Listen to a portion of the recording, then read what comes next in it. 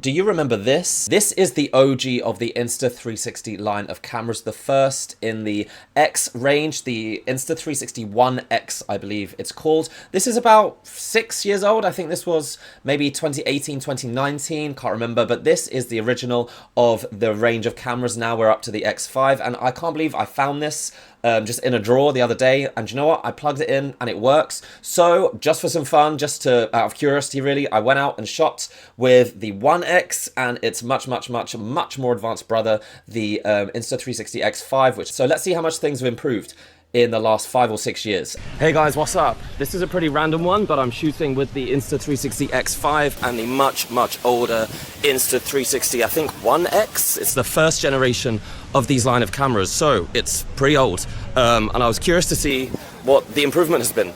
How much better is this much more advanced camera now? So yeah, we're going to be doing some quick comparisons to see what's changed. Let's go. Okay, let's get straight into looking at, the difference between these two cameras, which are separated by 6 years.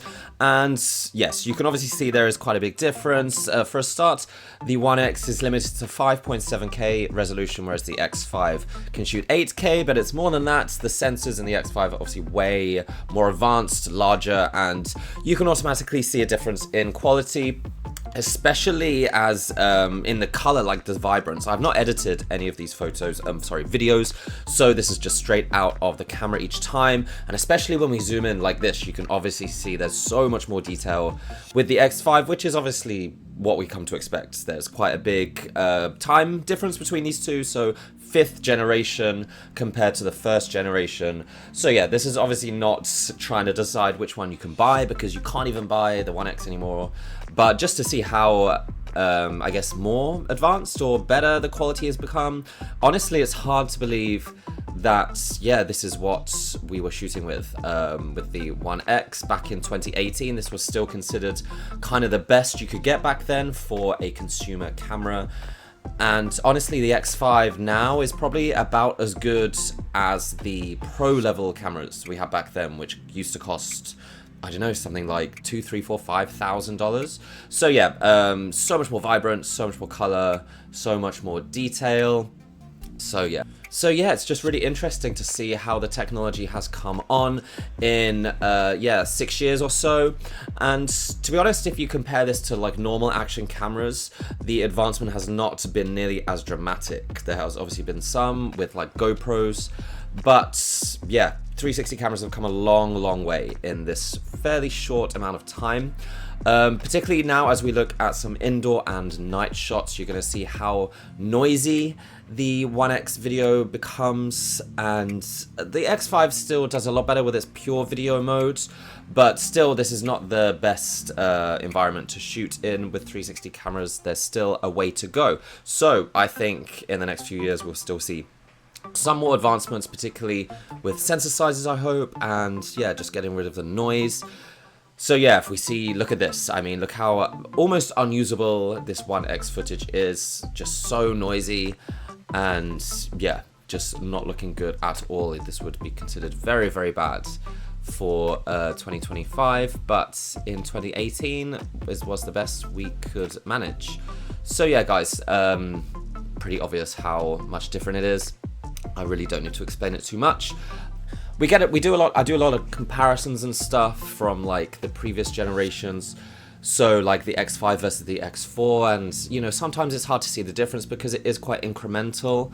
There's not usually a huge jump. So I think this really was just to show how much of a huge jump there's been in like 5 or 6 years. So yeah, I think if you were to upgrade from the X3 to the X5, you'd notice quite a big difference.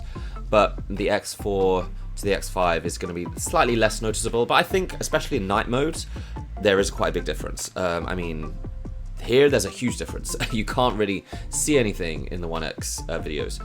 I remember using this camera thinking it was pretty much the first of the 360 cameras which was really action focused and small and light enough, and had the epic stabilisation. This was the first camera that used their flow state stabilization, so moving it around and yeah, using it for bikes and stuff. That's when this kind of use for the 360 cameras really came about. So some nostalgia with the One X, but yeah, looking back, really bad quality.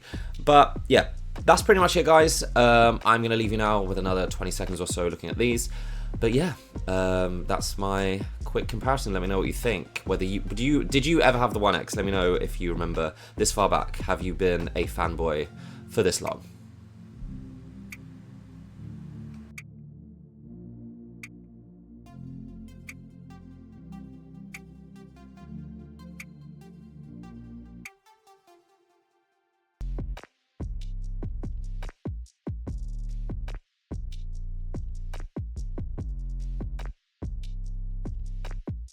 Okay, guys, so that's it. It's not really like a full comparison like I usually do. Obviously, there's no like competition. I was just curious to see how much, how much the quality has improved, particularly in low light. You could see a massive difference there. But yeah, that is about 5 generations worth of upgrade. Obviously, there are so many more things, not just to do with video quality that is upgraded. I mean, like battery, it's got a screen, it's got much bigger sensors, it's got loads of different modes, the software is way better. So yeah, just out of curiosity, wanted to see what the difference was between the first and the 5th generation of this line of cameras. Yeah, can't believe I still have this. Yeah, crazy. Maybe I'll keep it for posterity. But yeah, that's it, guys.